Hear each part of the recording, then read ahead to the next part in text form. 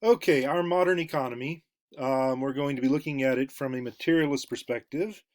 Um, Materialism is based on the thought of Karl Marx. We're not talking about communism here. Marx was a philosopher, a political theorist, an historian, in addition to being a journalist professionally and an activist in his spare time. He has had a lasting impact in the fields of economics, political science, history, and philosophy, as well as anthropology. And one of his perspectives that we really appreciate is his materialist perspective. So he's looking at um, following the money. He's not so much interested in figuring out what people thought about what they were doing. He's looking at what they were actually doing. Um, when we do this, we look at development theories. It makes sense that the colonial world could not develop normally.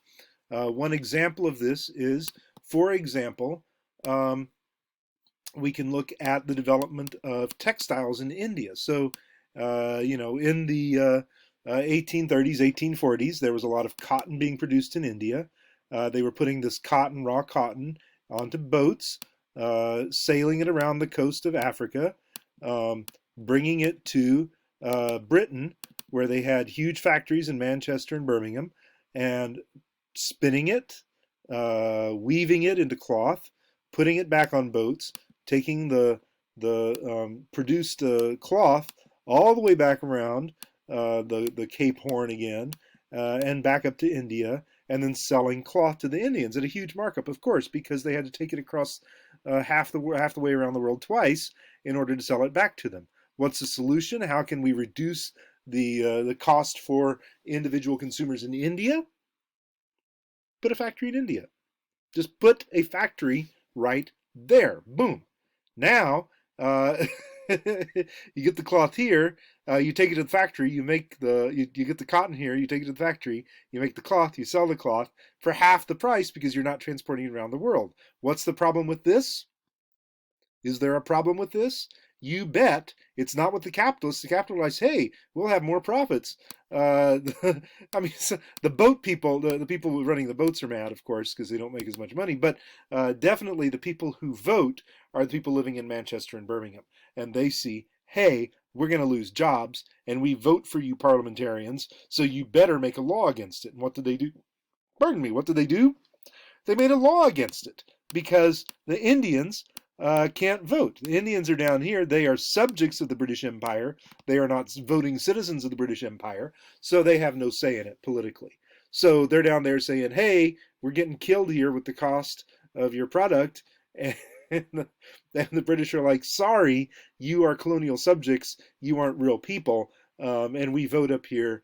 And so we're going to make it against the law to make any garment factories in India. Okay, so that makes sense, right? That is ridiculous. That's exploitation, and there's a reason why there's not much industrial development in India prior to 1947. And it's because of direct imperial domination by the British Empire. But, however, they get their independence in 1947. What happens then? Why is India still one of the poorest countries in the world? Poorer than many countries in Africa on a per capita basis. Why is that? Three theories were developed to explain continued unequal development since 1947. Modernization theory, dependency theory, and ding ding ding, world systems theory. That's where we're headed with all this. So, modernization theory from the 1950s to the 1960s is a unilineal theory based on the model of developed economies. They said, how did France become a very wealthy and powerful country? Well, this is how they developed industrial capitalism. This is how Bangladesh can do it too. You in Mali or you in Zimbabwe, you can do this too. You just follow the same thing that France did. Unilineal, of course, we hate, and we know that because unilineal theories are always wrong. There's never a single line that everyone has to follow. That's number one. Number two, the capitalist system is seen as naturally occurring evolutionary development that all economies, that's sort of the unilineal thing. Everyone's following the same line. Nonsense, that doesn't work like that. Number two, number two that's wrong with it is the history of Western Europe involves a lot of direct colonial domination of the rest of the world. And I don't see Cambodia picking up colonies in Africa and exploiting them to develop their own Cambodian imperial economy. Just not happening.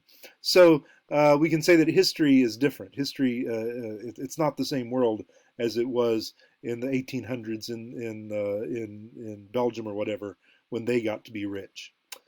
This is actually the origin of the terms first world, second world, and third world. The first world are the highly advanced capitalist democracies. Remember, this is taking place in the 1950s and 1960s at the height of the Cold War. So the second world is these industrializing socialist and communist countries like the Soviet Union or China. And then the third world is who everyone's fighting over, the poor, undeveloped countries of Vietnam and Nigeria, the source of the raw materials, etc., the cause for so many wars during the Cold War. Little hot wars everywhere. It was replaced with dependency theory. People looked at that and said, that's nonsense. We know about India being anti-developed, forced to remain unindustrialized because of the British. So we know it's all capitalist Western domination. So in the 70s and 80s, it's kind of a revolutionary time. And so a lot of scholars say that inequality is inherent in capitalism, and it is. And that the problems of the poor countries were created by the West. And they were. Many of them, at least.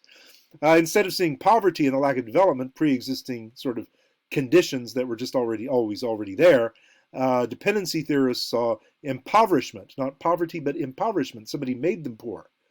Lack of development, no.